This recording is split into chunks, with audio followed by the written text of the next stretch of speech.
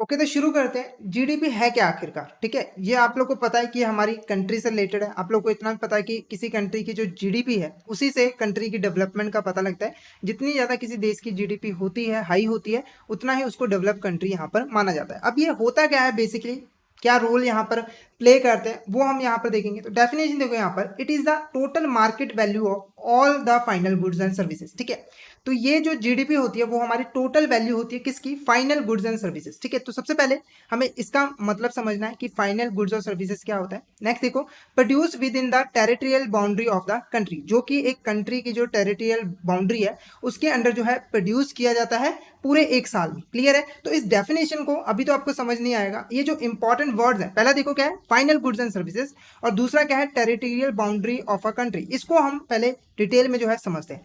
Final goods and services का क्या मतलब है? ठीक है, फाइनल गुड्स एंड सर्विसेज का यहाँ पर क्या मतलब है? आप लोगों को पता है कि हम जब भी कोई सामान खरीदते हैं, जैसे आप मान लो लैपटॉप खरीदते हो, तो जो लैपटॉप होता है वो कई सारी चीज़ों से है बन के मिला होता है। जैसे कि प्रोसेसर हो गया, ठीक है, उसमें जो हार्ड डिस्क वगैरह हो गई, एसएसडी वगैरह हो गई, ऐसी कई सारी चीज़ों से है वो मिलकर बना होता है। ठीक है, और जब हम खरीदने जाते हैं तो हम क्या खरीदते हैं यहाँ पर? लैपटॉप। क्या खरीदते हैं हम यहाँ पर? लैपटॉप। तो यहाँ पर आप देखोगे कि बहुत सारे रॉ मटेरियल का यूज़ करके, प्रोसेसर का, ठीक है, हमारे सीपीयू का, जो हमारे एसएसडी वगैरह, उन सब रॉ मटेरियल का यूज़ करके हमने एक लैपटॉप बनाया। ठीक है, एक लैपटॉप बनाया जिसको फाइनली जाकर कंज्यूमर ने जो है यहाँ पर खरीद लिया। तो अब ये लैपटॉप क्या है यहाँ पर? Final goods. क्या है हमारा यहाँ पर? Final goods. देखो, जब दुकानदार आपसे लैपटॉप के पैसे चार्ज करता है, ठीक है, तो इस लैपटॉप की जो वैल्यू होती है, जो इसकी कॉस्ट होती है, उसमें जो भी रॉ मटेरियल वगैरह यूज किया होता है इसको बनाने में, उसकी सभी की कॉस्ट जो है इंक्लूड होती है। हमसे टोटल वैल्यू एक यहाँ पर कैलकुलेट की जाती है। ठीक है, जब भी हम कोई सामान लेते हैं। और एग्जाम्पल देखो, अगर हम यहाँ पर पनीर खरीदने जाते हैं, ठीक है, हम अगर यहाँ पर पनीर खरीदने जाते हैं तो आप लोगों को पता है पनीर किससे बनता है? मिल्क से बनता है। ठीक है, तो रॉ मटेरियल पहले मिल्क यूज किया, फिर उसके ऊपर फर्दर प्रोसेसिंग की और बहुत सारी कॉस्ट इनकर की, उसके बाद फाइनल प्रोडक्ट हमें पनीर बना दिया जो हमने यहाँ पर कंज्यूम कर दिया। ठीक है, तो फाइनल प्रोडक्ट क्या हुआ? जिसको फाइनली कंज्यूमर जो है खरीदता है कंज्यूम करने के लिए। ठीक है, तो एग्जैक्ट डेफिनेशन क्या है? ऐसे गुड्स जिसको सीधा यहाँ पर कस्टमर जो है खरीदेगा ताकि उसको वो कंज्यूम कर सके। ऐसे ही जो हमारे जैसे शुगर होती है, ठीक है, शुगर आप लोगों को पता है शुगर केन से बनती है, पहले वो उगाया जाता है, फिर उसके ऊपर प्रोसेसिंग करके जो है चीनी बनाई जाती है ना। तो यहाँ पर देखो, जो अगर कोई कस्टमर यहाँ पर चीनी खरीद रहा है, शुगर खरीद रहा है, तो वो क्या है हमारा यहाँ पर? Final good. क्या हो गया? Final good. रॉ मटेरियल इसका क्या होगा? जो गन्ना हमने यूज किया, शुगर केन यूज किया है। आगे देखो, इस चीनी का यूज करके और बहुत सारे यहाँ पर चीज बनते हैं। जैसे मान लो इस चीनी का यूज करके आगे जो है यहाँ पर आइसक्रीम बना दी। क्या बना दी? यहाँ पर आइसक्रीम बना दी। तो अब इस केस में हमारा फाइनल गुड्स क्या होगा? अब इस केस में हमारा फाइनल गुड्स क्या होगा? यहाँ पर आइसक्रीम। क्या होगा? आइसक्रीम, क्योंकि हमने यहाँ पर चीनी नहीं खरीदी है, कंज्यूमर ने यहाँ पर कंज्यूम करने के लिए चीनी नहीं खरीदी है, इसने क्या खरीदी है? आइसक्रीम, जिसमें एक शुगर जो है, चीनी एक रॉ मटेरियल की तरह यूज किया गया है। तो इस केस में देखो क्या है? फाइनल गुड्स क्या है हमारा? आइसक्रीम। तो आप लोग को ध्यान रखना है, फाइनल गुड्स वो जो कंज्यूमर फाइनली जो है कंज्यूम करने के लिए खरीदता है ना। अब इसको आप फिनिश गुड के साथ कंपैरिजन मत करना कि फाइनल गुड्स हमारा फिनिश प्रोडक्ट ही हो गया। आज कॉन्सेप्ट होता है ना फिनिश प्रोडक्ट, जैसे ये मार्कर वगैरह हो गए, ठीक है, जैसे कार बन के रेडी हो जाती है, ये क्या होती है? हमारे फिनिश प्रोडक्ट होती है ना। तो इसको इसके साथ मैच मत करना। फाइनल गुड्स का कॉन्सेप्ट अलग है। देखो, शुगर जो है वो अपने आप में एक फिनिश प्रोडक्ट है। ठीक है, इसके ऊपर हमने प्रोसेसिंग करके एक फिनिश प्रोडक्ट यहाँ पर शुगर बना दिया है ना। पर ये फाइनल प्रोडक्ट तब बनेगा जब कंज्यूमर इसको खरीदेगा कंज्यूम करने के लिए। यानी कि चाय बनाने के लिए अगर चीनी खरीदी जाएगी तब ये फाइनल प्रोडक्ट होगा। अगर कंज्यूमर ये नहीं खरीदता और इस चीनी को यूज कर लिया गया आइसक्रीम में, तो इस केस में अब ये फाइनल गुड नहीं होगा। फिनिश गुड तो है, एक फाइनल प्रोडक्ट तो है, ठीक है, मतलब पूरा बना हुआ प्रोडक्ट तो है ना, पर ये फाइनल गुड्स नहीं हुआ क्योंकि हमने कंज्यूमर ने इसको खरीदा ही नहीं है। इसको तो हमने as a raw material ice cream में यूज करा। तो इस केस में हमारा फाइनल गुड्स कौन सा होगा? यहाँ पर आइसक्रीम होगा। ऐसे ही हमारी सर्विसेज है, ठीक है, जो हमारे सर्विसेज होता है। सर्विसेज आप लोगों को पता ही है, ठीक है, ऐसी चीज जो कि जिनकी फिजिकल एग्जिस्टेंस नहीं होती है, जैसे कि एजुकेशन वगैरह होगी, वो हमें सर्विसेज मिलती है। ठीक है, उसके बदले में हमें कोई सामान वगैरह नहीं मिलती है। तो टोटल मार्केट वैल्यू, ठीक है, टोटल जो हमारी मार्केट वैल्यू है फाइनल गुड्स और सर्विसेज की, ठीक है, जो कि प्रोड्यूस की गई हैं, जो कि यहाँ पर बनाई गई हैं with in the territorial boundary. तो एक चीज हमने यहाँ पर समझ ली, फाइनल गुड्स एंड सर्विसेज। दूसरी अब हमें समझनी है टेरिटोरियल बाउंड्री। अब इसका मतलब क्या होगा? तो आप लोगों को पता है ना कि पूरे वर्ल्ड में जो कंट्रीज हैं उनके बॉर्डर्स बने हैं। मतलब कि ये एरिया, एक पूरा एरिया जो है यहाँ पर आले दुआले जो है बॉर्डर्स बने होते हैं कि यहाँ तक जो एरिया है वो इंडिया का है, इससे आगे की जो जमीन है वो किसकी? हमारी चाइना की है, इससे आगे की हमारी पाकिस्तान की। तो कुछ हमारे यहाँ पर बाउंड्रीज बनी हुई है, ठीक है, बाउंड्रीज बनी हुई है, ठीक है, उसी को हम यहाँ पर क्या कहते हैं, टेरिटोरियल बाउंड्री। जैसे कि यहाँ पर देखो इंडिया का मैप है, ठीक है, तो यहाँ पर देखो ये कुछ यहाँ पर हमारी बाउंड्रीज बनी हुई है, यहाँ तक इंडिया का एरिया है, इससे इधर जो है वो पाकिस्तान का एरिया है, ठीक है, इधर हमारा इंडियन ओशन है। तो इस टेरिटोरियल बाउंड्री में जो ये पूरा इंडिया के बॉर्डर है, इसके अंडर जो गुड्स एंड सर्विसेज प्रोड्यूस की जाएंगी ना, सिर्फ हम उसकी वैल्यू ही कैलकुलेट करें। यानी कि अगर यहाँ पर मान लो कोई कार, ठीक है, यहाँ पर कोई कार बनी थी, इंडिया में एक पर्सन रहता था, इंडिया में एक पर्सन रहता था, उसने ये कार जो है वो चाइना से मंगवा ली। ये कार कहाँ बनी थी, चाइना में बनी थी। तो अब देखो ये आ गई है हमारे इंडिया में, जैसे ही ए ने खरीदा, इंपोर्ट करवाया, कार इंडिया में आ गई, पर इसको हम जीडीपी में इंक्लूड नहीं करेंगे, क्योंकि इसको हमने अपनी टेरिटोरियल बाउंड्री में जो है नहीं बनाया। क्लियर है आपको? अब इसके ऑपोजिट एक्सपोर्ट देखो, अगर हमने यहाँ पर कोई कार बनाई है जिसको हमने बना के जो है चाइना में भेज दी, किसमें भेज दी, चाइना में भेज दी। अब ये जो बना है, ये जो हमारी कार बनी है वो इंडिया की टेरिटोरियल बाउंड्री में ही बनी है, ठीक है, मान लो यहाँ पर उत्तर प्रदेश में बनी, तो वो हमारे जीडीपी में इंक्लूड होगा। तो यहां तक आपको क्लियर हो गया वो टेरिटोरियल बाउंड्री का मीनिंग, जो कि इंडिया में ही आता है। यानी कि अगर इंडिया से बाहर कोई हमारा इंडियन सिटीजन भी है, वो काम भी करता है, कोई गुड्स और सर्विसेज बनाता है, मान लो कि कोई इंडिया का यहाँ पर उसने फॉरेन में कंपनी खोली, यूएसए में खोली, वहां पर गुड्स और सर्विसेज बनाता है, पर वो इंडिया का सिटीजन है, उसके पास इंडिया का पासपोर्ट वगैरह है, तो उस केस में भी उसको हम अपनी इंडिया की जीडीपी में इंक्लूड नहीं करेंगे, क्योंकि वो इंडिया में प्रोड्यूस नहीं किया गया है। ठीक है, तो ये दो वर्ड हमने क्लियर कर लिए, पहला फाइनल गुड्स एंड सर्विसेज, दूसरा territorial boundary of a country. Next देखो क्या है, यूजिंग डोमेस्टिक रिसोर्सेज। ऑब्वियस सी बात है, जब हम अपने घर में काम करेंगे, ठीक है, अपने घर में यहाँ पर काम करेंगे, तो हम अपने रिसोर्सेज को ही तो यूज करेंगे। ठीक है, next during a given period of time, usually 1 year. ठीक है, अब ये जो जीडीपी कैलकुलेट की जाती है, किसी कंट्री की जीडीपी कितनी है, ठीक है, वो यूजली 1 ईयर के पीरियड में कैलकुलेट की जाती है। एक साल जैसे ही पूरा होता है तो टोटल प्रोडक्शन कैलकुलेट की जाती है, कितनी गुड्स और सर्विसेज जो है हमारी टेरिटरी में जो है प्रोड्यूस की गई है। क्लियर है? अब एक चीज यहां पर आपके दिमाग में क्वेश्चन उठ रहा होगा कि अगर कोई बाहर की कंपनी जो है, बाहर की कंपनी जैसे मान लो यूएसए की कंपनी है, वो इंडिया में आकर गुड्स और सर्विसेज यहाँ पर बनाती है, ठीक है, गुड्स और सर्विसेज बनाती है और उसको जो है डिफरेंट डिफरेंट सेक्टर्स में जो है अलग अलग जगह पे जो है वो भेजती है। ठीक है, तो उस केस में उसको कहाँ हम जीडीपी में इंक्लूड करेंगे कि नहीं, तो उसको हम इंक्लूड करेंगे कि चाहे वो बाहर की कंपनी है पर उसने इंडिया में आके उसको बनाया है ना, इंडिया की टेरिटोरियल बाउंड्री में वो प्रोड्यूस हुई है ना, तो उसे भी हम जीडीपी में इंक्लूड करेंगे। ठीक है, तो अब आपको यहाँ पर डेफिनेशन क्लियर हो गई होगी जीडीपी की। तो जीडीपी क्या है? It is a total market value, जो उसकी टोटल मार्केट वैल्यू किसकी, फाइनल गुड्स और सर्विसेज जो कि प्रोड्यूस की गई है territorial boundary of a country, country की बाउंड्री में प्रोड्यूस की गई, यूजली इन 1 ईयर, एक साल में जितनी गुड्स और सर्विसेज यहाँ पे प्रोड्यूस हुई। तो ये हमारा क्या है यहाँ पर जीडीपी का मीनिंग है। तो फटाफट से एक बार मुझे चैट बॉक्स में बता दीजिए कि आपको जीडीपी का मीनिंग क्लियर है। फटाफट से एक बार मुझे चैट बॉक्स में जरूर बता दीजिए कि आपको जीडीपी का मीनिंग क्लियर है। फटाफट से चैट बॉक्स में बता दीजिए, फटाफट से बता दीजिए, क्योंकि आगे जब हम और टर्म्स करेंगे तो वहां पे कंफ्यूजन हो सकती है। तो एक बार मुझे कंफर्म कर दीजिए क्या आपको क्लियर है, जीडीपी का मीनिंग यहां पर क्लियर, फटाफट से बता दीजिए। ओके, तो नेक्स्ट देखते हैं हम यहाँ पर नेट डोमेस्टिक प्रोडक्ट। ठीक है, अभी देखो जीडीपी का फुल फॉर्म क्या था हमारे यहाँ पर, ग्रॉस डोमेस्टिक प्रोडक्ट।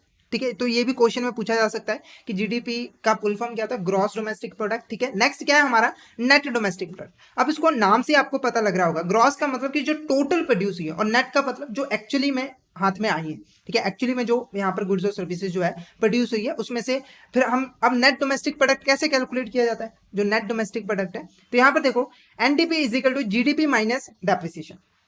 जो हमारी जीडीपी टोटल हमने कैलकुलेट की है, जो टोटल गुड्स और सर्विसेज हमने प्रोड्यूस की है, उसमें से अगर हम डेप्रिसिएशन माइनस कर दें तो हमारा यहाँ पे नेट डोमेस्टिक प्रोडक्ट जो है कैलकुलेट हो जाए। ठीक है, अब डेप्रिसिएशन क्या होता है, डेप्रिसिएशन यहाँ पर क्या होता है, तो यहाँ पर देखो जो हमारी कंट्री है जब भी वो गुड्स और सर्विसेज बनाती है, ठीक है, तो उनको बनाने के लिए यहाँ पर मशीनरी की जरूरत पड़ती है।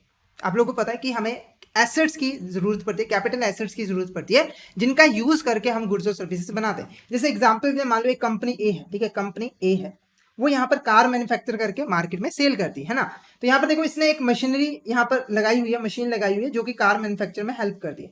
अब देखो ये जो मशीनरी है उसको ये जैसे जैसे यूज करेगा इस मशीनरी की जो वैल्यू है वो रिड्यूस होती जाएगी, ठीक है। जैसे जैसे हम किसी चीज को यूज करते रहते हैं, जैसे ये मार्कर है ना, मैं इसको अगर यूज कर रहा हूं तो इसकी जो इंक है वो खत्म होती रहती है। ऐसे ही जैसे हम कोई कार यूज करते हैं, जैसे जैसे वो पुरानी होती जाती है तो उसकी वैल्यू जो है वो कम होती रहती है। तो डेप्रिसिएशन वैल्यू क्या, डेप्रिसिएशन बेसिकली क्या होता है, जो भी हमारे एसेट की जो वैल्यू है वो टाइम के साथ जो रिड्यूस हो जाती है उसे हम यहाँ पर डेप्रिसिएशन कहते हैं। अब हमारी इंडिया में भी बहुत सारी मशीन्स हैं, बहुत सारी कैपिटल एसेट्स हैं, ठीक है, जो कि समय के साथ उनकी वैल्यू रिड्यूस हो रही है, ठीक है। तो टोटल जीडीपी में से अगर हम वो डेप्रिसिएशन के अमाउंट माइनस कर देना तो हमारा यहाँ पे नेट जीडीपी जो है यहाँ पर आ जाएगा, यानी कि नेट डोमेस्टिक प्रोडक्ट यहाँ पर आ जाएगा। हमें पता लग जाएगा कि एक्चुअली हमने कितना यहाँ पर प्रोडक्ट जो है इस साल बनाया है, कितना ज्यादा यहाँ पर हमने प्रोडक्ट और सर्विसेज को यहाँ पर बनाया है। क्लियर है। अब डेप्रिसिएशन में हमें हमारा वो भी इंक्लूड हो जाता है जो भी अगर प्रोडक्शन करते वक्त कोई अगर लॉस हो गया, ठीक है, अगर किसी भी तरह का लॉस हो गया, जैसे हमने बनाई हो 10 यूनिट्स बनाई थी, हमने 100 यूनिट्स बनाई थी, उसमें से सिर्फ 80 यूनिट्स बची, 20 यूनिट्स जो है हमारी खराब हो गई, तो वो भी हम इसमें से जो है माइनस कर देते हैं, वो भी हमारा डेप्रिसिएशन में ही आ जाता है। क्लियर है आपको। ये हमारे दो इंपॉर्टेंट कॉन्सेप्ट है रिलेटिंग द, पहला ग्रॉस डोमेस्टिक प्रोडक्ट, दूसरा क्या है नेट डोमेस्टिक प्रोडक्ट, ठीक है। अब यहाँ पे दो वर्ड आपको ध्यान रखना है, डोमेस्टिक, ठीक है, डोमेस्टिक का अपने ध्यान रखना, डोमेस्टिक का मतलब जो इंडिया में यहां पर बना हुआ है। नेक्स्ट क्या है, ग्रॉस नेशनल प्रोडक्ट। अब ये ग्रॉस नेशनल प्रोडक्ट, तो आपने दो वर्ड तो है, ग्रॉस ठीक है, प्रोडक्ट भी ठीक है, ये बीच में नेशनल आ गया। पहले क्या था यहाँ पर डोमेस्टिक, अब आ गया यहाँ पर नेशनल। अब इसका मतलब क्या हुआ ग्रॉस नेशनल प्रोडक्ट का, तो जब डोमेस्टिक की बात कर रहे थे तो हम वो बात कर रहे थे इंडिया लेवल की, इंडिया की जो टेरिटोरियल बाउंड्री है उसके अंदर, पर जब हम नेशनल प्रोडक्ट की बात कर रहे हैं तो अब हम नेशनलिटी की बात करते हैं, मतलब कि इंडिया की कितनी यहाँ पर जो है प्रोडक्शन हो रही है, मतलब कितनी उनको इनकम यहाँ पर रिसीव हो रही है। अब इसका मतलब देखो क्या हुआ, आप लोगों को पता है, ठीक है, जो इंडिया के कई सारे लोग जो है वो जो है दूसरे देशों में जाके काम करते हैं और वहां से पैसा कमा के इंडिया में भेजते हैं, है ना। तो यहाँ पर देखो जो हमारा इंडिया है, ठीक है, यहाँ पर इंडिया, इसके बहुत सारे लोग जो है वो दूसरे देशों में जाके यहाँ पर काम कर रहे हैं, वो जो है इंडियन के ही सिटीजन है, यानी कि वो इंडिया के ही सिटीजन है ना। तो अब वो जो भी पैसा कमा के भेजते हैं वो हमारा इंक्लूड होता है ग्रॉस नेशनल प्रोडक्ट में। तो डिफरेंस आप समझ गए होंगे, जब हम ग्रॉस डोमेस्टिक प्रोडक्ट की बात कर रहे थे, ठीक है, उस केस में क्या था कि जो चीजें इंडिया की टेरिटोरियल बाउंड्री में होंगी वही इंक्लूड की जाएगी, यानी कि अगर कोई फॉरनर, हमारा जो सिटीजन है वो इंडिया से बाहर रहता है और वो पैसा कमा के इंडिया में भेजता है, तो वो हमारी जीडीपी में इंक्लूड नहीं होगी, कि वो पैसा हमारा जो है इंडिया की डोमेस्टिक लिमिट में नहीं प्रोड्यूस किया गया। पर जब हम नेशनल प्रोडक्ट की बात करते हैं, पूरे इंडिया की आप नेशनल लेवल पे बात करते हैं, तो जो बाहर से पैसा आता है, जो बाहर से पैसा आता है उसको हम यहाँ पर इंक्लूड करते हैं ग्रॉस नेशनल प्रोडक्ट में, ठीक है। अब देखो, अब जब हम नेशनल की बात करें, नेशनल प्रोडक्ट की बात करें, तो आप लोग को एक चीज ये भी पता होगी कि जो बाहर वाली कंट्रीज होती हैं, ठीक है, अब एक चीज आपको क्लियर हो गई कि हमारे देश के जो सिटीजन है वो बाहर जा रहे हैं, पैसा कमा के हमारे इंडिया में भेज रहे हैं, मतलब बाहर से पैसा हमारे इंडिया में आ रहा है, वो हमारी इनकम हो गई, हमारे नेशनल इनकम यहाँ पर हो गई, ठीक है। अब देखो, आप लोगों को पता है कि बाहर के कुछ लोग हमारे इंडिया में भी तो आते हैं, जैसे कि जो हमारी बड़ी बड़ी कंपनीज होती है वो इंडिया में कंपनीज लगाती हैं, गुड्स और सर्विसेज को प्रोड्यूस करती है, जो वो गुड्स और सर्विसेज प्रोड्यूस कर रहे हैं वो हमारे डोमेस्टिक लिमिट में आ रहा है, तो उसको हम जीडीपी में इंक्लूड कर रहे हैं, ठीक है। पर जब उससे जो वो पैसा कमाते हैं, ठीक है, उससे जो वो पैसा कमाते हैं, प्रॉफिट कमाते हैं, वो तो वो अपनी कंट्री में ले जाते हैं ना, जैसे हमारे देश के लोग बाहर से पैसा कमा के इंडिया में भेज रहे हैं, ऐसे ये इंडिया से पैसा कमा के बाहर भेज रहे हैं, है ना। तो वो हमारी इनकम नहीं होती, जो हमारे फॉरेनर कंपनीज है, जो भी पैसा वो कमाते हैं वो हमारे इंडिया की नेशनल इनकम में इंक्लूड नहीं होती है। तो इसीलिए ग्रॉस नेशनल प्रोडक्ट में हम क्या करते हैं, जितने भी हमारी बाहर जो हमारे सिटीजन गए हुए हैं वो पैसा कमा के भेजते हैं उसको हम ऐड कर देते हैं, और जो हमारी फॉरेनर कंपनीज होती हैं, ठीक है, जो हमारी फॉरेनर कंपनीज होती हैं उन्होंने जो भी पैसा कमाया होता है उसको हम यहाँ पर माइनस कर देते हैं, क्या कैलकुलेट करने के लिए, ग्रॉस नेशनल प्रोडक्ट को, ठीक है। तो दोनों के बीच में आपको डिफरेंस यहाँ पर कैलकुलेट हो गया होगा। अब इसको हम कैलकुलेट कैसे करते हैं, इसको हम यहाँ पर कैलकुलेट कैसे करते हैं, तो फॉर्मूला देखो हमारा सिंपल सा, यहाँ पर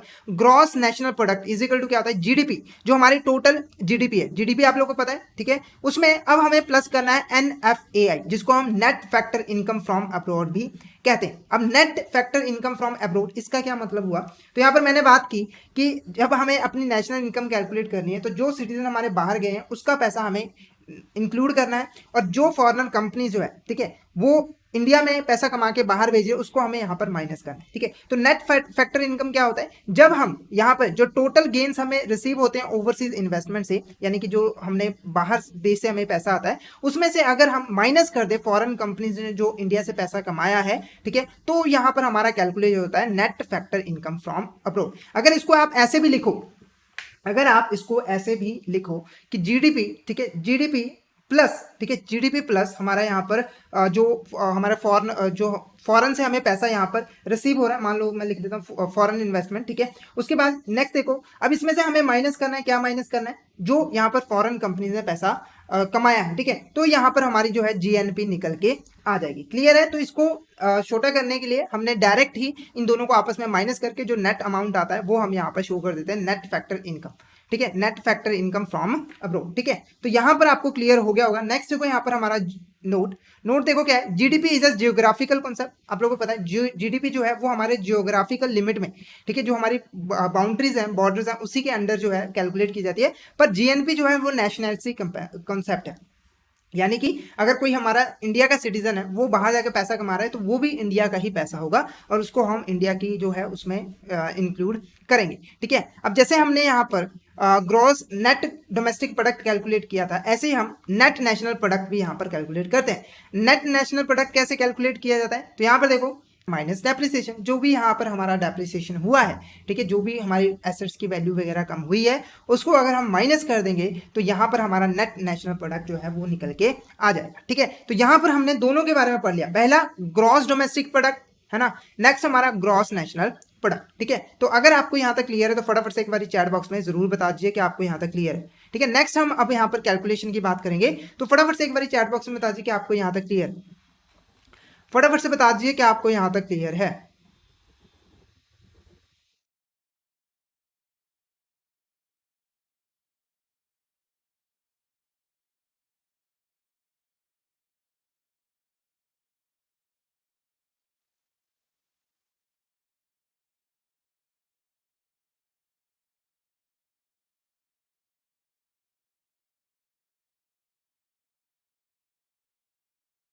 ओके, नेक्स्ट देखते हैं हम यहाँ पर NDP at factor cost and NDP at market price, ठीक है। अब ये दो इंपॉर्टेंट कॉन्सेप्ट हम यहाँ पर पढ़ेंगे। तो पहला देखो क्या है, NDP at factor cost. NDP का फुल फॉर्म आपको पता है यहाँ पर हमारा नेट डोमेस्टिक प्रोडक्ट, क्लियर है। एनडीपी, अब देखो जितने भी वर्ड्स होंगे वो शॉर्ट फॉर्म में होंगे तो आपको याद रखना है। एनडीपी क्या है हमारा यहाँ पर नेट डोमेस्टिक प्रोडक्ट, जिसमें से हम ग्रॉस डोमेस्टिक प्रोडक्ट में जब हम डेप्रिसिएशन माइनस कर देते हैं तो वो हमारा एनडीपी यहाँ पर निकल के आता है। अब ये जो एनडीपी है वो दो तरीके से हम यहाँ पर कैलकुलेट करते हैं, मतलब कि दो चीजों से यहाँ पर कैलकुलेट करते हैं, ठीक है। पहला देखो क्या है, एनडीपी एट फैक्टर कॉस्ट। क्या है हमारे यहाँ पर एनडीपी एट फैक्टर कॉस्ट। तो यहाँ पर सबसे पहले इसको समझने से पहले आपको ये समझना है कि फैक्टर एक्चुअली में क्या है, ठीक है। तो आप लोगों को पता है, ठीक है, आप लोगों को पता है कि हमारे देश में अगर प्रोडक्शन करें, जो जीडीपी हमारे रिलेटेड किसके साथ है, प्रोडक्शन से।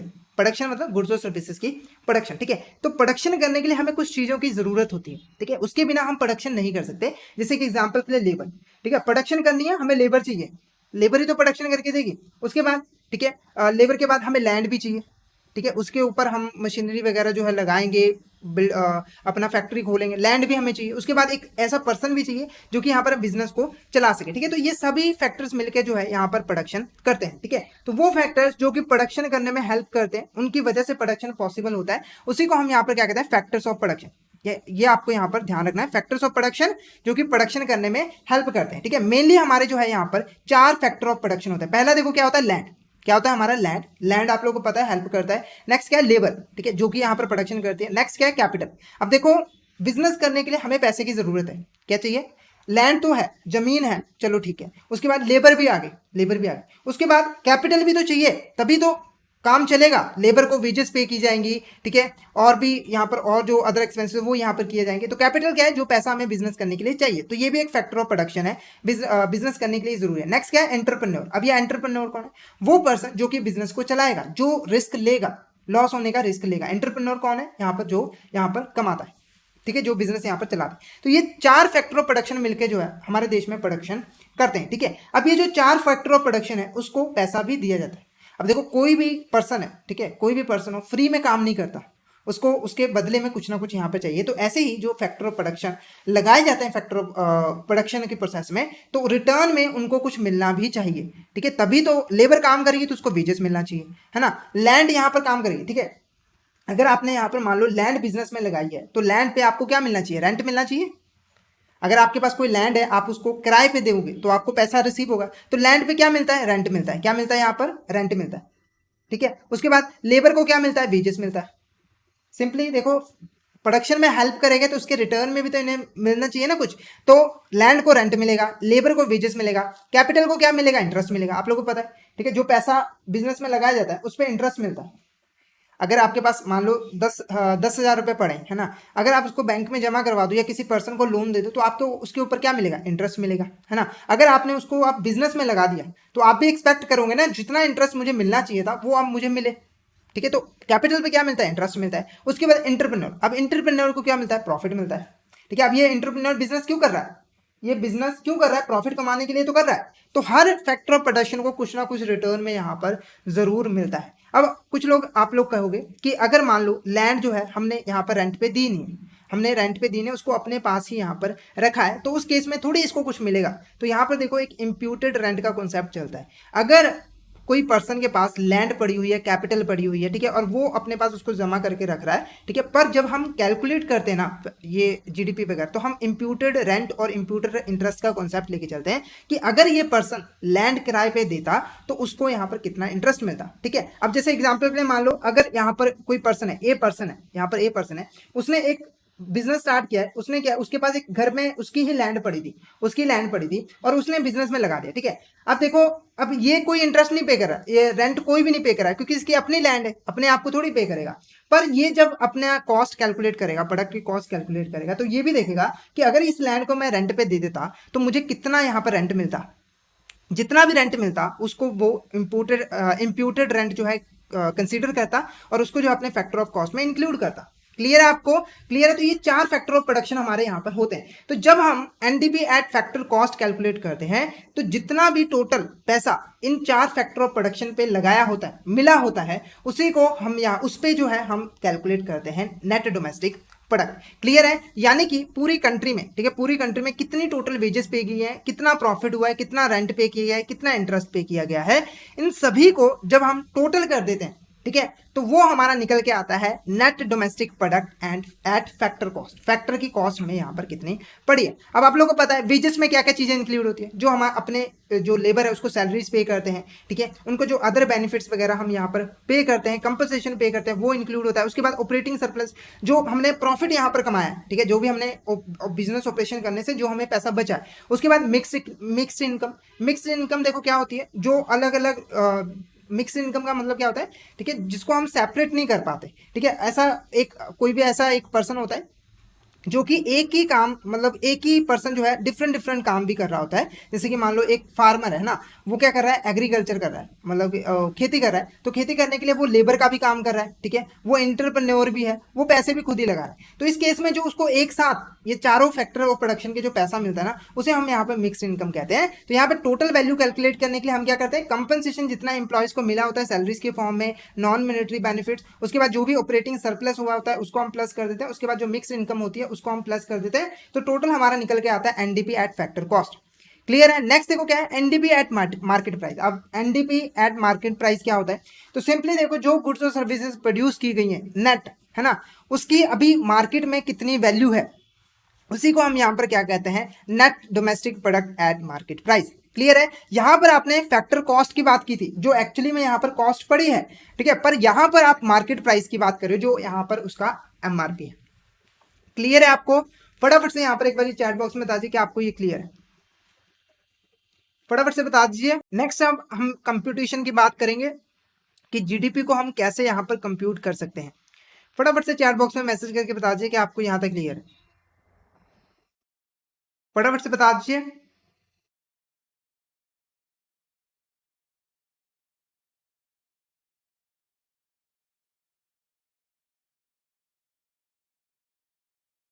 नेक्स्ट हम बात करेंगे जीडीपी कंप्यूटेशन की। जीडीपी को कैसे कंप्यूट किया जाता है, कैसे कैलकुलेट यहाँ पर किया जाता है, ठीक है। क्योंकि जीडीपी को कंप्यूट करना जरूरी है, तभी तो पता लगेगा हमारे देश की जीडीपी कितनी ग्रोथ की गई है, ठीक है, कितनी जीडीपी अभी इस वक्त है, हम कितने नंबर पे आते हैं। तो कंप्यूटेशन कैसे की जाती है, तो मेनली 3 मेथड्स यहाँ पर फॉलो किए जाते हैं। पहला मेथड देखो क्या है, एक्सपेंडिचर वाइज मेथड, ठीक है। दूसरा क्या है, इनकम वाइज। तीसरा क्या है हमारा यहाँ पर, प्रोडक्ट वाइज, ठीक है। तो एक एक करके हम इन तीनों मेथड को यहाँ पर समझते हैं। तो पहला देखो क्या है, एक्सपेंडिचर मेथड, ठीक है। अगर मैं एक्सपेंडिचर मेथड आपको एक लाइन में बताऊं, एक्सपेंडिचर मेथड के अंदर हम क्या करते हैं, जो फाइनल गुड्स और सर्विसेज बनी है, ठीक है, उनको बनाने के लिए, ठीक है, उनको बनाने के लिए जो टोटल एक्सपेंडिचर किया गया है उसको हम जीडीपी में इंक्लूड करते हैं। तो यहाँ पर देखो, it begins with the money spent on goods और सर्विसेज।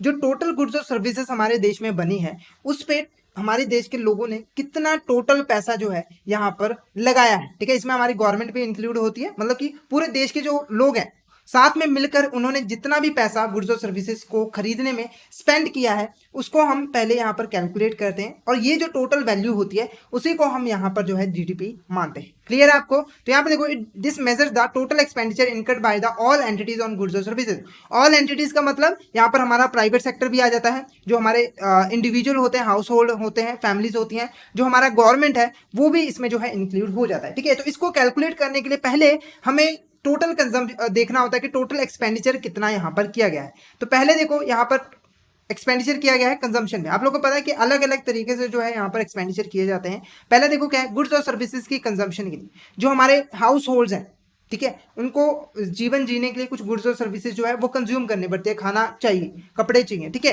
तो यहाँ पर देखो पर्सनल एक्सपेंडिचर, जितने भी लोग हाउस होल्ड है, फैमिलीज है, पर्सनल एक्सपेंडिचर्स यहाँ पर करते हैं, जैसे कि मेडिकल एक्सपेंसेस पे हो गया, खाना वगैरह हो गया, ये सारे हम जो है कंजम्पशन में इंक्लूड करते हैं। नेक्स्ट देखो क्या है, ग्रॉस इन्वेस्टमेंट। अब ग्रॉस इन्वेस्टमेंट क्या है, जो हमारे बिजनेसेस होते हैं, ठीक है, बिजनेस में हमें इन्वेस्टमेंट करने की जरूरत पड़ती है। बिना इन्वेस्टमेंट के बिजनेस को नहीं चलाया जा सकता। हमें बिजनेस चलाने के लिए मशीनरी चाहिए, इक्विपमेंट चाहिए। तो जितना भी पैसा हमने यहाँ पर मशीनरी को खरीदने में, इन्वेस्टमेंट करने में लगाया है उसको हम ग्रॉस इन्वेस्टमेंट के अंडर इंक्लूड करते हैं, ठीक है। ये सारे हमारे पार्ट्स होते हैं। जब भी हम टोटल एक्सपेंडिचर कैलकुलेट करते हैं तो हम इन सभी को जो है प्लस कर देते हैं और टोटल एक्सपेंडिचर कैलकुलेट करते हैं। तो आपको समझना है कि टोटल एक्सपेंडिचर में कौन कौन सी चीजें इंक्लूड होती हैं। ग्रॉस इन्वेस्टमेंट आप लोगों को पता लग गया, जो भी हम कैपिटल एसेट में इन्वेस्टमेंट करते हैं, बिजनेसेस इन्वेस्टमेंट करते हैं। नेक्स्ट हो गया गवर्नमेंट स्पेंडिंग। अब गवर्नमेंट भी कई तरह की स्पेंडिंग करती है देश को चलाने के लिए, ठीक है। जैसे कि हमारा यहाँ पर देखो मिलिट्री हो गई, हमारा जो डिफेंस है उसको चलाने के लिए जो हमारे सोल्जर्स हैं उनको सैलरी वगैरह भी देनी होती है। मिलिट्री को वेपन्स भी चाहिए होते हैं, ठीक है, उनको खरीदा जाता है। इसके साथ साथ और भी जो हमारे गवर्नमेंट एम्प्लॉयज होते हैं, जो काम कर रहे होते हैं, उनको गवर्नमेंट को जो है पैसा देना पड़ता है, सैलरीज वगैरह देना पड़ता है, एक्सपेंडिचर करना पड़ता है। तो देश को चलाने के लिए गवर्नमेंट भी कुछ यहाँ पर हमारे स्पेंडिंग जो है यहाँ पर करती है। क्लियर है? तो मेनली जो हमारे स्पेंडिंग में आते हैं वो हमारे कंजम्पशन होते हैं, ग्रॉस इन्वेस्टमेंट होता है और गवर्नमेंट स्पेंडिंग होते हैं। नेक्स्ट देखो क्या है, एक्सपोर्ट। अब आप लोगों को पता है एक्सपोर्ट भी हमारे होते हैं।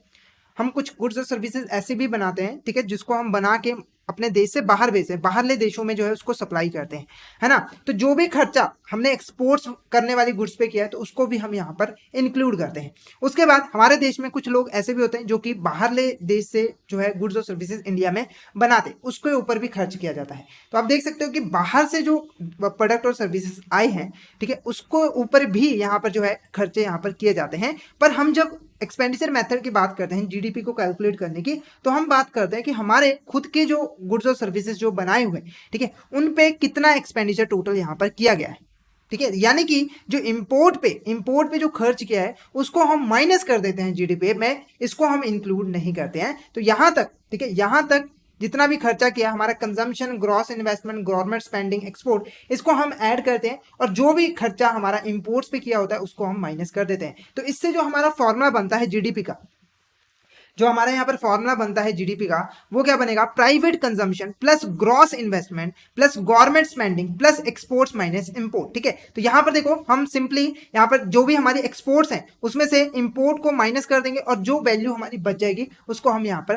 प्लस कर देंगे। इस फॉर्मूले को हम ऐसे भी लिख सकते थे, ठीक है, इस फॉर्मूले को अगर ऐसे आपको समझ नहीं आता ऐसे भी लिख सकते थे कि हमें एक्सपोर्ट्स को प्लस करना है, हमें यहाँ पर एक्सपोर्ट्स को प्लस करना, माइनस इंपोर्ट करना, ठीक है, वो एक साथ में ही लिख दिया, ठीक है। हम ऐसा भी तो लिख सकते हैं ना कि एक्सपोर्ट में से अगर इंपोर्ट को माइनस कर दे तो जो वैल्यू बची वो हम इसके बाद डायरेक्ट ही यहाँ पर प्लस कर देंगे। तो ये हमारा सिंपल सा फॉर्मूला बनता है जो कि जीडीपी को कैलकुलेट करने का होता है। इसको शॉर्ट फॉर्म में हम कैसे लिख सकते हैं, यहाँ पर GDP is equal to C plus I plus G plus X minus M. ठीक है, एक्स डिनोट करता है हमारा एक्सपोर्ट को, एम डिनोट करता है इंपोर्ट को, जी करता है गवर्नमेंट स्पेंडिंग को, आई करता है हमारा इन्वेस्टमेंट, सी हमारा कंजम्पशन। ठीक है, तो ये सभी एक्सपेंडिचर को जब हम प्लस कर देते हैं तो हमारे यहाँ पर जीडीपी की वैल्यू जो है कैलकुलेट हो जाती है। अब ये जो जीडीपी की वैल्यू हमारी कैलकुलेट होती है वो हमारे यहाँ पर मार्केट वैल्यू पे जो है कैलकुलेट होती है। ठीक है, अब इसको अगर हमें जो फैक्टर कॉस्ट पे कैलकुलेट करना होता है तो हमें सिंपली देखो क्या करना होता है, जो हमारे सब्सिडीज वगैरह होती हैं, जो हमारे टैक्सेस वगैरह होते हैं, उसको हम यहाँ पर माइनस करते हैं। ठीक है, तो यहाँ पर देखो जो जीडीपी है, ठीक है, जो हमारी यहाँ पर जीडीपी निकलती है वो हमारी मार्केट प्राइस पे निकलती है जब सारे एक्सपेंडिचर को हम प्लस कर देते हैं। तो इसमें से देखो जो भी टैक्सेस वगैरह पे किए होते हैं, जो भी यहाँ पर टैक्सेस हमने पे किए होते हैं बिजनेस को चलाने के लिए, उसको हमें माइनस करना है। उसके बाद जो सब्सिडीज, जो गवर्नमेंट हमें यहाँ पे सब्सिडीज देती है, उसको हमें यहाँ पर प्लस कर देना है। क्लियर है? तो आप लोगों को पता है सब्सिडीज क्या होती है? गवर्नमेंट जो हमारे बिजनेसमैन होते हैं, जो गुड्स और सर्विस से प्रोड्यूस करते हैं, उसके हेल्प करने के लिए कुछ इसको बेनिफिट्स दे देते हैं, मॉनेटरी फॉर्म में कुछ बेनिफिट्स दे देते हैं। ठीक है, वो हमारे क्या कहलाता है? सब्सिडीज। ठीक है, तो यहाँ पर देखो जीडीपी मार्केट प्राइस में से हमें टैक्सेस को माइनस करना है, ठीक है, और सब्सिडीज को प्लस कर देना है। तो यहाँ पर हमारा निकल के आ जाएगा जीडीपी एट फैक्टर कॉस्ट। ठीक है, GDP at factor cost. Clear है? नेक्स्ट देखो हमारा इनकम अप्रोच।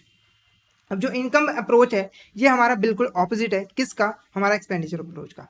उसमें हमने बात की कि टोटल एक्सपेंडिचर कितना किया गया है, डिफरेंट डिफरेंट लोगों ने डिफरेंट डिफरेंट सेक्टर्स में कितना यहाँ पे टोटल एक्सपेंडिचर किया गया है। इसमें हम बात करेंगे कि टोटल इनकम कितनी आ रही है।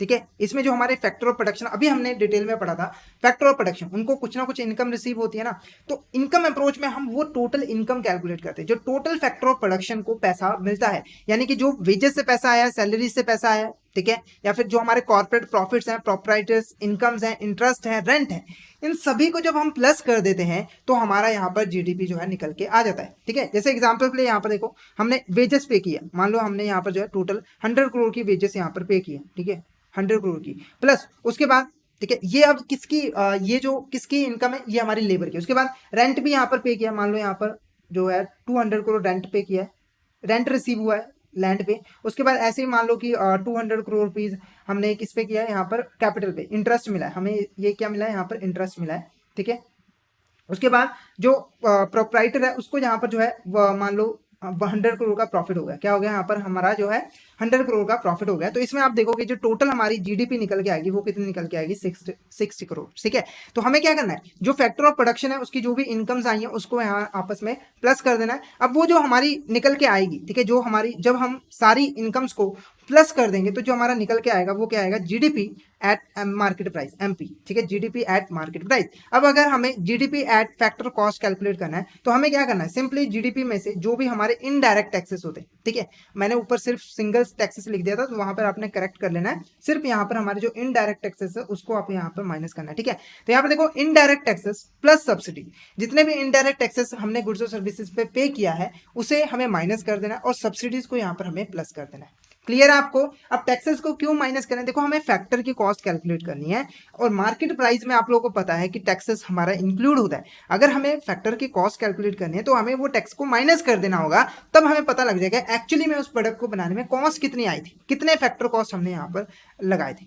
क्लियर है? ये हमारा सिंपल सी अप्रोच थी, कौन सी? Income approach. आई होप आपको ये क्लियर हो गई होगी। फटाफट से एक बार चैट बॉक्स में जरूर बता दीजिए कि आपको ये वाला पॉइंट क्लियर है। फटाफट से एक बार चैट बॉक्स में जरूर बता दीजिए कि आपको ये वाला पॉइंट क्लियर है।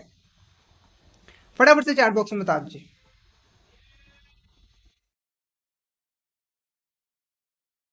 फटाफट से बता दीजिए।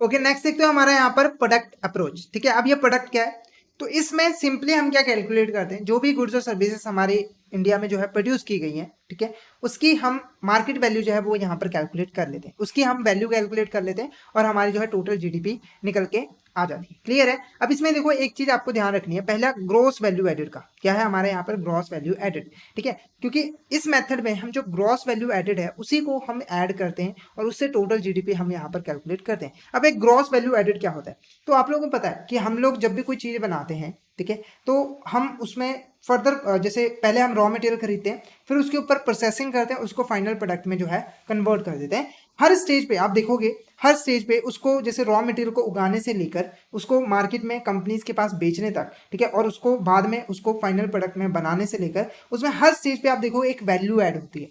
वैल्यू ऐड का मतलब देखो, मान लो यहाँ पर जो हमारा एक किसान है, ठीक है, यहाँ पर क्या है, हमारा जो एक किसान है उसने यहाँ पर गन्ने उगाए, शुगर केन उगाई जिससे शुगर बनती है ना, वो उगाए, ठीक है। तो उगा के जो है उसने फैक्ट्री को भेज दिया। मान लो जो गन्ने थे, शुगर केन थे, वो यहाँ पर जो है 50 लाख रुपीज़ के यहाँ पर क्या कर दिए, फैक्ट्री को भेज दिया। किसको भेज दिया? फैक्ट्री को भेज दिया। तो इस समय इसकी वैल्यू कितनी है? शुगर केन जो गन्ने हैं हमारे, उसकी वैल्यू कितनी है यहाँ पर? 50 लाख रुपीज़, है ना। इतनी यहाँ पर उन्हें भेज दिया। किसको भेज दिया? फैक्ट्री को। अब देखो फैक्ट्री ने क्या किया, फैक्ट्री ने क्या किया, इस गन्ने पे, शुगर केन पे काम करके, प्रोसेसिंग करके इसको जो है आप शुगर में कन्वर्ट कर दिया। क्या कर दिया यहाँ पे? इसको शुगर में कन्वर्ट कर दिया। अब देखो इसको शुगर में कन्वर्ट करने में जो फैक्ट्री है उसको काफ़ी यहाँ पर कॉस्ट इनकर करनी पड़ेगी, जैसे लेबर को वेजेस पे किए होंगे, ठीक है, और भी बहुत सारे यहाँ पर एक्सपेंसेस जो है, सैलरीज वगैरह पे की होंगी।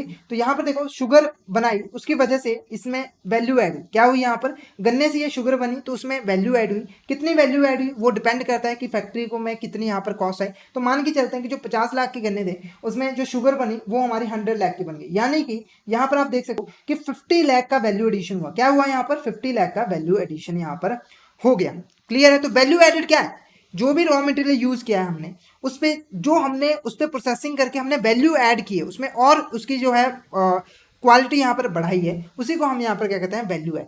ठीक है, वैल्यू एडेड, जो हमने यहाँ पर वैल्यू बढ़ाई है। अब देखो गन्ने से शुगर बन गया। अब नेक्स्ट देखो आगे, अगर मान लो ये जो शुगर है वो आगे और बेचता है, किसी ऐसी फैक्ट्री को बेच देता है जो आइसक्रीम बनाती है, तो देखो मान लो ये 100 लाख रुपीज़ का यहाँ पर क्या है, शुगर बेच देगा, ठीक है। उसके बाद देखो आइसक्रीम वाले ने क्या किया, इस शुगर का यूज करके आइसक्रीम बनाई होगी, उसमें उसको और भी रॉ मटेरियल वगैरह यूज किए होंगे, ठीक है। तो उसमें अब देखो उसकी वैल्यू जो है और बढ़ गई होगी। आइसक्रीम महंगी होती है ना चीनी से, है ना।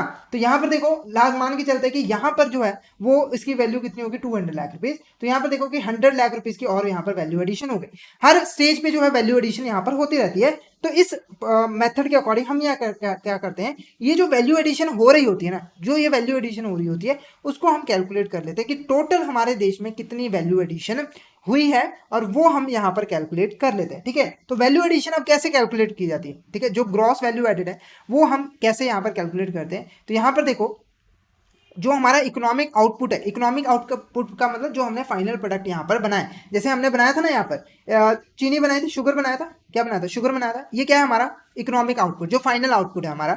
उसके बाद इसमें से हमें माइनस करना है intermediate consumption good. Intermediate consumption good का मतलब क्या है? यहाँ पर रॉ मटेरियल। क्या है हमारा यहाँ पर? Raw material. अब देखो 50 लाख का रॉ मटेरियल था, यहाँ पर क्या था? 50 लाख का रॉ मटेरियल था। तो शुगर की वैल्यू कितनी थी? 100 लाख रुपीज। तो आउटपुट में से हमें क्या माइनस करना है? रॉ मटेरियल को माइनस कर देना है। क्या माइनस करना है? रॉ मटेरियल को यहाँ पर माइनस कर देना है। तो हमारा वैल्यू एडिशन कितनी आ गई? 50 लाख रुपीज। तो ये आपने फॉर्मूला भी याद रखना है। आउटपुट में से हमें जो रॉ मटेरियल की कॉस्ट है उसको हमें यहाँ पर माइनस कर देना है। तो ये हमारा यहाँ पर कैलकुलेट हो जाएगा। क्लियर है? अब इसको कैलकुलेट करने के लिए हमें ग्रॉस वैल्यू एडेड को कैलकुलेट, जीडीपी, अब इससे कैसे यहाँ पर हम कैलकुलेट करते हैं। तो यहाँ पर देखो सिंपली मैंने आपको बताया ग्रॉस वैल्यू एडेड को हमें टोटल वैल्यू कैलकुलेट कर लेते हैं। तो ग्रॉस वैल्यू एडेड भी हम अलग अलग तरीके से यहाँ पर कैलकुलेट करते हैं।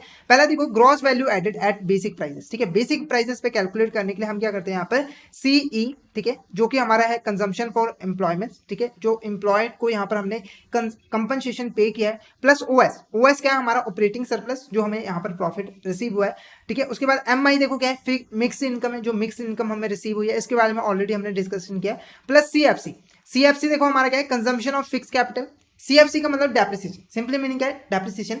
जो फिक्स एसेट जो है हमने कंज्यूम कर लिए, उनकी जो वैल्यू यहाँ पर रिड्यूस हो गया। उसके बाद प्रोडक्शन टैक्सेस को हमें यहाँ पर प्लस करना है, और प्रोडक्शन टैक्सेस में से हमें प्रोडक्शन जो सब्सिडीज है वो यहाँ पर माइनस करनी है। यानी कि जो टोटल यहाँ तक जो हमने वैल्यू कैलकुलेट की है, CE plus OS MI plus CFC, उसमें से हमें जो है यहाँ पर टैक्सेस को, ठीक है, यहाँ पर टैक्सेस माइनस सब्सिडी, जो भी हमने यहाँ पे टैक्सेस पे किए हैं, ठीक है, उसमें से अगर हम सब्सिडीज को माइनस कर देंगे तो ये जो है हमारा टोटल यहाँ पर निकल के आ जाएगा किसका? जीवीए, ठीक है, GVA at a basic price. Next देखो क्या है? GVA eight factor cost. अब हमें GVA eight factor cost calculate करना है। तो यहाँ पर देखो जो हमने GVA eight basic price calculate किया, जीवीए एट बेसिक प्राइस हमने कैलकुलेट किया, उसमें से हमें प्रोडक्शन जो टैक्स हमने प्लस किया था पहले, अब उसको हमें यहाँ पर माइनस करना है। यहाँ पर हमने प्लस किया, हमें बेसिक प्राइस पहले कैलकुलेट करना था, तो इसको हमने प्लस कर दिया, हमने प्रोडक्ट का प्राइस यहाँ पर कैलकुलेट कर लिया है ना, जो ग्रॉस वैल्यू है उसका हमने प्राइस यहाँ पर कैलकुलेट कर लिया। अब हमें फैक्टर कॉस्ट कैलकुलेट करना है कि इस प्रोडक्ट को बनाने में हमें कॉस्ट कितनी आई थी,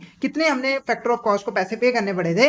तो उसमें से हमें क्या करना है, जीवीए बेसिक प्राइस में से production tax less production subsidies, ठीक है, जो भी हमने टैक्सेस पे किया उसको हमें माइनस करना है। लास्ट में देखो क्या निकलेगा हमारा, ग्रॉस डोमेस्टिक प्रोडक्ट। अब ये gross sorry gross domestic product कैसे मिलेगा, summation of GVA eight basic prices minus product tax plus product subsidies, ठीक है। तो यहाँ पर देखो जो भी हमारी टोटल जीवीए आई थी, जो बेसिक प्राइस से जो हमें टोटल जीडीपी आई थी, उसमें से हमें प्रोडक्ट टैक्स को यहाँ पर माइनस करना है और प्रोडक्ट सब्सिडीज को हमें ऐड कर देना है, तो यहाँ पर हमारी जीडीपी जो है वो निकल के आ जाएगी।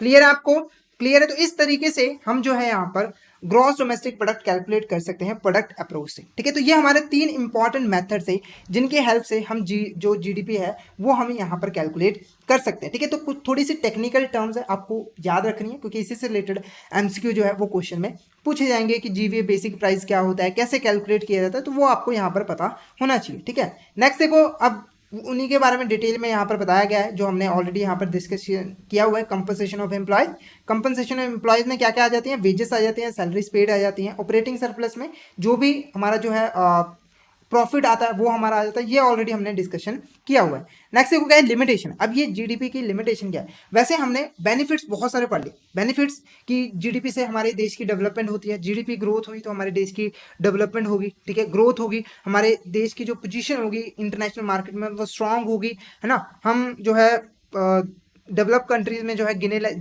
जाएंगे, कई सारे बेनिफिट्स हैं। अब इसकी लिमिटेशंस भी होते हैं, क्या होते हैं हमारे यहाँ पे लिमिटेशंस भी होते हैं। क्या लिमिटेशन है, पहला देखो यहाँ पर जो जीडीपी हमने यहाँ पर देख लिया, मान लो हमारी जो जीडीपी है वो कितनी है, 5 ट्रिलियन है, कितनी है 5 ट्रिलियन, हमें पता लग गया हाँ देश की 5 ट्रिलियन जो है यहाँ पर जीडीपी, अच्छी बात है। पर देखो जीडीपी से हमें ये नहीं पता लगता कि ये जीडीपी का जो टोटल पैसा है, ठीक है, जो टोटल है वो हमारे देश के पब्लिक में कैसे डिस्ट्रीब्यूट किया जाता है। आप लोगों को पता है जनरली अगर हम बात करें इंडिया की, इंडिया में जो है हमारा इनइक्वालिटीज बहुत ज़्यादा है, कुछ लोग बहुत ज़्यादा अमीर है, कुछ बहुत ज़्यादा यहाँ पर कम है। एक डाटा भी था हमारा, हमने ऑलरेडी डिस्कस किया हुआ है, 10% जो लोग हैं वो हमारे देश का 57% जो जीडीपी है वो ओन करते हैं, है ना। तो ये थोड़ी लिमिटेशन है जीडीपी की, कि इससे हमें एक्चुअली में पता नहीं लग जाता कि जीडीपी कैसे डिस्ट्रीब्यूट किया जा रहा है पॉपुलेशन ऑफ कंट्री में, ठीक है। हमें पता लग गया कि जीडीपी ठीक है, पर ये नहीं पता लगा उस देश के जो लोग हैं उनका स्टैंडर्ड ऑफ लिविंग कैसा है, उनकी इनकम वगैरह कितनी है। ऐसे ही, ठीक है, ऐसे ही जो हमारा पैटर्न ऑफ इनकम डिस्ट्रीब्यूशन, ये ऑलरेडी बता दिया मैंने कि इनकम डिस्ट्रीब्यूशन भी इक्वल नहीं होता, ठीक है। जीडीपी पे जितना भी पैसा है वो ज्यादातर पैसा अमीरों के पास चले जाता है, गरीबों के हाथ में कुछ भी नहीं होता है, तो इक्वल डिस्ट्रीब्यूशन नहीं है। उसके बाद रीजनल डिस्पैरिटी भी है, ठीक है। रीजनल डिस्पैरिटी का मतलब कि देखो हमारा जो इंडिया है उसमें कुछ स्टेट्स ऐसे हैं जो कि जीडीपी में मेजर कंट्रीब्यूशन करते हैं, मतलब जीडीपी का ज्यादातर हिस्सा जो है ये कुछ स्टेट्स आपस में मिलकर, जैसे कि हमारा महाराष्ट्र हो गया, ठीक है, वो इंपॉर्टेंट रोल प्ले करता है हमारी कंट्री के जीडीपी में, ठीक है। तो ये कुछ स्टेट्स हैं, यही मिलकर जो है हमारी इंडिया की हाईएस्ट जीडीपी जो है वो कंट्रीब्यूट करते हैं। तो इक्वल नहीं है स्टेट में, रीजनल डिस्पैरिटी भी है, किसी जगह पे ज्यादा जीडीपी है, ज्यादा यहाँ पर ग्रोथ है, किसी जगह पे बिल्कुल भी नहीं। क्लियर है। नेक्स्ट देखो यहाँ पर does not necessarily imply higher welfare, ठीक है। जीडीपी ज्यादा होने का मतलब ये नहीं है कि उस देश में जो लोगों का वेलफेयर है वो ज्यादा है, मतलब लोगों को ज्यादा यहाँ पर बेनिफिट पहुंच रहा है, क्योंकि ऑलरेडी मैंने आपको बताया था कि जो पैसा है वो ज्यादा अमीरों के पास जा रहा है, तो इसका मतलब ये नहीं है कि गरीबों को उतना ही बेनिफिट मिल रहा है, गरीबों की तो हालत वैसी की वैसी है, चाहे जीडीपी यहाँ पर इंक्रीज हो रहा है, ठीक है। और जब हम सोशल वेलफेयर की बात करते हैं ना, तो उसमें हम सिर्फ जीडीपी को नहीं इंक्लूड करते, मतलब कि जीडीपी इंक्रीज हो गई तो बहुत अच्छा है, ऐसा नहीं होता है। जब हम वेलफेयर की बात करते हैं तो हम ये देखते हैं कि हेल्थ एजुकेशन सिस्टम कैसा है, सैनिटेशन कैसा है, लोगों का स्टैंडर्ड ऑफ लिविंग कैसा है, ठीक है, सोसाइटी कैसी है, वो भी हमारी चीज जो है यहाँ पर देखी जाती है। नेक्स्ट देखो GDP does not reflect the total income of a country, ये ऑब्वियसली बात है कि जो जीडीपी है वो किसी भी कंट्री की जो टोटल इनकम है उसको नहीं बताती है, ठीक है। टोटल इनकम हमारी कौन सी बता रही थी, जो हमारी ग्रॉस नेशनल प्रोडक्ट था वो यहाँ पर बता रही थी कंट्री की टोटल इनकम यहाँ पर कितनी है, पर जीडीपी नहीं बताती, क्योंकि जीडीपी में टोटल जो कुछ हिस्सा होता है वो हमारे फॉरेन कंपनीज का भी होता है, ठीक है। गुड्स और सर्विसेज उन्होंने बनाई, पर जो प्रॉफिट है ज्यादातर वो तो अपने देश में लेके जा रहे हैं, इंडिया को तो वो मिल ही नहीं रहा, ठीक है। तो इससे हमें जो है टोटल इनकम के बारे में नहीं पता लगता, ठीक है। तो ये हमारे कुछ इंपॉर्टेंट कॉन्सेप्ट थे रिगार्डिंग द जीडीपी, ठीक है। तो आई होप आपको ये क्लियर हो गए होंगे।